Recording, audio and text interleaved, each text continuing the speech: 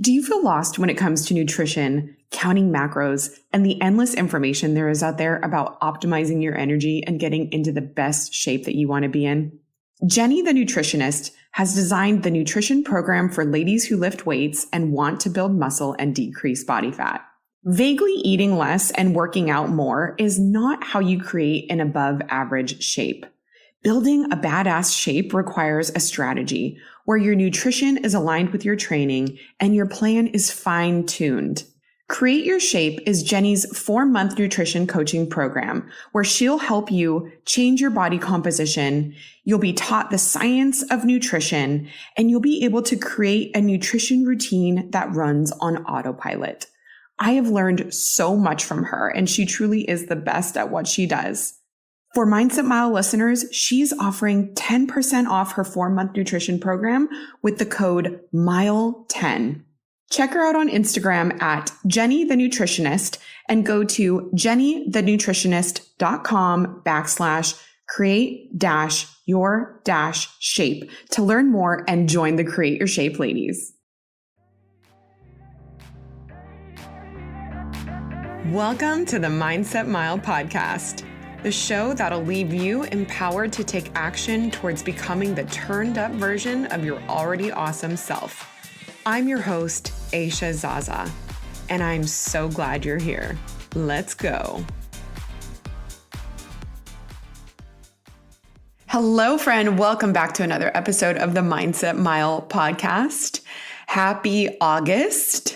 I have seen so many new people start the Mindset Mile challenge this month, and it makes my heart really, really happy. If you are newer to the pod and don't know what I'm talking about, check out the first 30 episodes of this show. You can still listen to the new episodes, of course, that drop weekly, in addition to the 30-day challenge episodes. But basically, the first 30 episodes of this show are intended for you to listen to one a day while walking or running 1 mile. And it's a really awesome challenge. It has been done by thousands of people around the world. And I love hearing from people in the way that it has helped them transform and quit bad habits and start new ones and all of the things. But I love that, a listener just recently messaged me a few days ago, and she said that 2023 has been a really tough year for her so far. And she wanted something to plug into, to challenge her, to just help kind of turn things around. And a friend introduced her to the show. And so she started doing the Mindset Mile Challenge August 1st. And I was like, yes, like that is the mentality that I'm talking about. Like there is no better the time than right now to make a change or to start something new. I feel like so many times we write the year off, as a throwaway year because we're already over halfway and things have not gone the way that we wanted. Or, we wait until next month or the perfect time and yada, yada, yada. If you need some accountability in making change, I want to encourage you to start with the 30-day challenge. Anyways, I digress. My Ask Aisha question this week is, where do you find fashion inspiration? So I have always been very expressive with my style, especially and even when I was younger. And that being said, I do have very particular style. I do feel like my style is either very classic, like I love a good staple mainstay piece and I love basics. And since we live in Southern California, I do tend to be drawn on a day-to-day basis to like a laid back California look. But then I also really love bold statement pieces. And as far as where I find fashion inspo, I would say I'm inspired by places I travel. I love prints and outfits that make you think about a place. Like you would see it and say, this looks like you're going to lunch in Italy. Like those are the things that dressing make me want to feel like. And so I do follow a couple of like fashion bloggers or influencers whose style I do really love. And sometimes I do pull inspiration from there, but mostly I really just know what I like when I see it. Like the inspiration doesn't need to necessarily come from an outside source. I'm just drawn to certain clothing that I know would look good on my body type or that are very unique and not super trendy. All right, let's chat running hacks.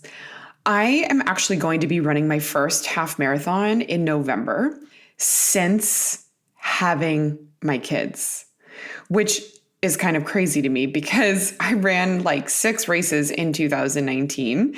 And I would say that that was my peak in my running lifespan so far. And I was actually registered to run the San Diego Marathon in, I believe it was like February or March of 2020. But then this like really small situation happened in the world. And then I was also pregnant with Shiloh. And since then, I obviously was pregnant again where I had my son, but in between that, I was just running recreationally. And honestly, I really haven't had the desire to run longer distances. And I think mostly because when my daughter was younger, I would take her out in the jogger several times a week and I would run between, like 4 and 6 miles. And that's really all she could kind of handle. And I just did it as a form of exercise, both like for me and for her as she was getting fresh air. I would end at a park where she could then get out and play. So running became very just recreational for me. And I think since getting pregnant and having Shiloh, I can honestly only think of like maybe 3 times that I ran 7 to 7.5 miles, but that's it. And now that I'm saying that out loud, that just really feels like super crazy considering I used to go out all the time and run like 8 to 10 miles on the weekend, like for fun and the things you do before you have kids. So I'm excited to train for this half marathon and to get back into better running shape. And I felt inspired to share with you a few mind hacks I use when I'm building my endurance for running.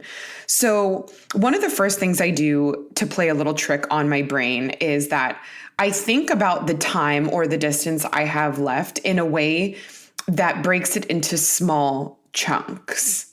And here's what I mean by that. Let's say I'm going for a 6-mile run.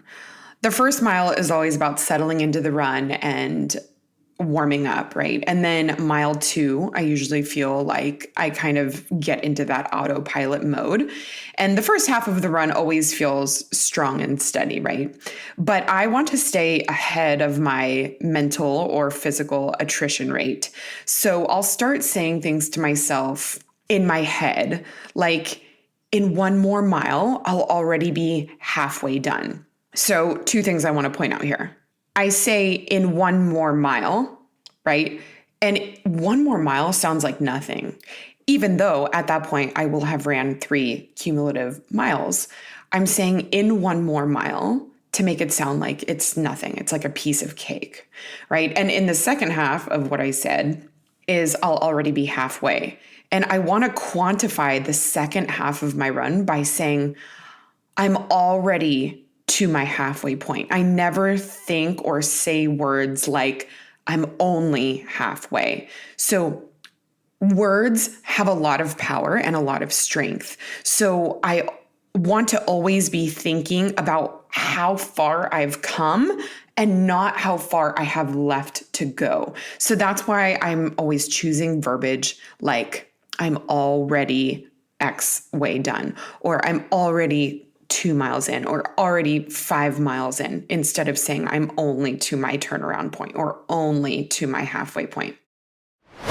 You know, I'm all about small habits that make a big difference, which is why I never skip a day of taking my Ritual Essential for Women 18 and Up multivitamin. I was looking into some info on the efficacy of this particular vitamin, and after a university-led study, it showed it increased vitamin D levels by 43% and omega-3 DHA levels by 41% in women in just 12 weeks. That's huge. I personally love that Rituals Essential for Women 18 and Up is one of the few women's multivitamins that's USP verified, meaning what's on the label is exactly what's in the formula. So if you've been sleeping on getting a multivitamin, this is your sign to finally get one or to switch to Ritual's trusted vitamins. As a Mindset Mile listener, you can receive 30% off your first month's order. Visit ritual.com/Mindset Mile to start Ritual or add Essential for Women 18 and Up to your subscription today. This episode is brought to you by Betterhelp. Sometimes we're faced with a crossroads in life and don't know which path to take. Or maybe you're thinking about a career change or feeling like your relationship needs some TLC. Whatever it is, therapy can help you map out your future and trust yourself to find the way forward. I know it absolutely has for me. If you've had the idea of therapy in the back of your mind, try BetterHelp. It's entirely online. It's designed to be convenient, flexible, and suited to your schedule. Plus, BetterHelp is extending 10% off your first month just for Mindset Mile listeners. Visit betterhelp.com, that's BetterHelp.com/Mindset Mile today to get 10% off your first month. Or another way I kind of break it up into chunks is, let's say, for example, at mile 2, when things are feeling good, I'll think about how I just need to run what I've already ran, and then I'll only have 2 miles left. So again, I'm making the upcoming 2 miles feel really easy, just like the first 2 did, and then I'll just have 2 more, which feels like I can run 2 more miles at the end of however long I've run, in theory. Like, this is how I want it to sound. Like 2 more miles is kind of a throwaway. Like, I could do that off the couch if I needed to. So I like breaking down my mileage or time left into chunks because that way it just feels more palpable and I'm focusing on what is right in front of me instead of finishing the run or completing the run, which is a lot further away. Like if I were 1 mile in and to think about having 5 more miles left, like that definitely does not sound as appealing as, well, in 2 more miles, I'll only have 3 more miles, or at 2 more miles, I'll be already at my turnaround or at my halfway point. Okay. So the verbiage that you choose to speak to yourself with is going to make a big difference in how you feel running.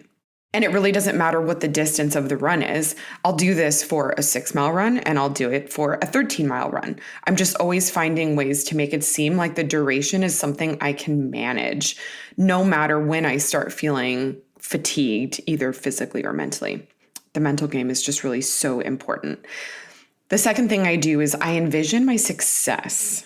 So when I was training for the LA Marathon and started getting into weeks in my training where my runs were between like 15 and 18 miles, I would envision myself running as if it were race day. And at the end of every run, I would envision crossing the finish line. Like in the last half mile, my eyes would be locked straight ahead and I would envision the finish arch and the time clock. And I imagined how happy I would be to see that at the end of 26 miles. And it would give me actual goosebumps on my training runs. It was just in my imagination, but it was so vivid, it would invoke the feelings of it actually happening. So when I say I envision my success, that doesn't necessarily mean I need to be thinking of a finish line. Sometimes if I'm working on something creatively, I'll imagine what it would be like to have the finished product done and the excitement that people would have around it and how proud of myself I would feel when it was finally complete. Or I'll envision something I have coming up that I'm really excited about, whether that's a trip or how good I'm going to feel like when I'm on the beach or reaching some type of personal goal I have. I'll start to think of the process of winning that goal and achieving that goal. So whether you're getting into running or you're training for a race, evoking feelings of excitement while you're running is going to help pass the time so quickly because your mind is going to wander and it's going to be in imagination mode.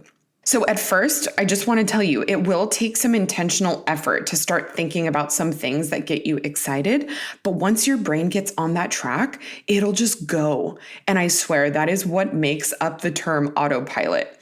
Like that feeling of forgetting that you're running, it's the absolute best. And I feel like you can really trigger this when your mind starts imagining things that you're excited about. Another hack I employ is to make a playlist of only 3 to 5 songs. And I know this might sound really strange because you would think that you'd get really sick of hearing the same songs over and over again, depending on how long your run is, of course. Now, I'm sure you've heard the term flow state.